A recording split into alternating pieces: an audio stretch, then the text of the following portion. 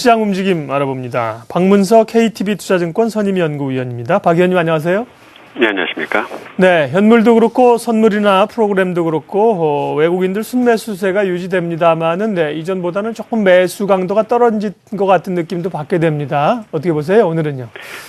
예, 그러한 영향으로 최근 8일 연속 지수가 선물 기준은 265포인트 내외에서 계속 머무는 모습들을 보이고 있고요.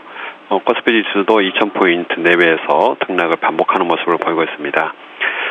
수급적으로는 일단 유가증권 시장 외국인 매수가 오늘까지 22일 연속 지속이 되고 있습니다. 특히 이제 비차익을 중심으로 매수가 들어오는 어떤 행태는 이전과 동일한데 다소 좀 차이가 있다면 말씀하신 규모적인 측면에서 이전보다는 많이 좀 약화된 모습이고요. 이런 부분들이 결국 투신권의 물량들을 받아내는 데는 성공을 하고 있지만 지수를 추가적으로 더 밀어붙이는 데는 다소 힘겨워하는 모습입니다.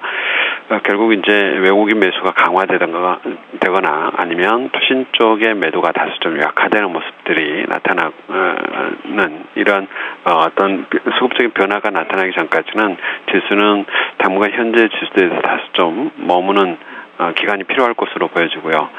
선물 쪽을 보면 오늘 오랜만에 외국인들 매수 강도를 좀 높였습니다. 5,600개 가까이 순매수를 기록하고 있는데요.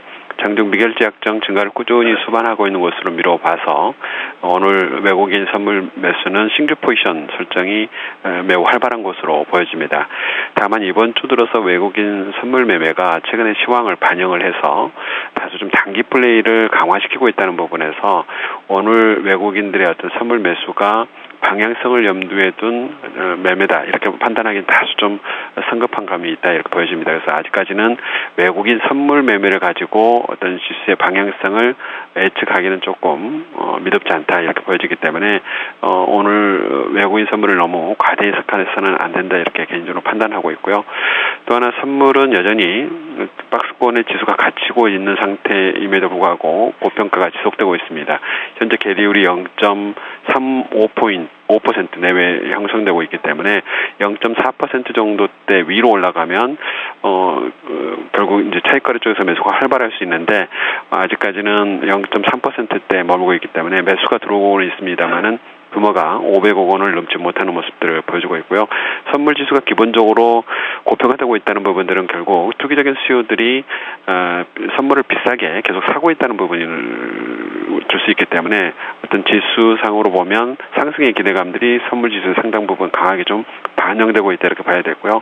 결국 현재 조정이 어떤 조정을 위한 하락을 위한 어떤 기간 조정보다는 추가 상승을 위한 다소 좀 숨고리 과정이다 이렇게 판단하는 것이 맞겠다 보여지고요.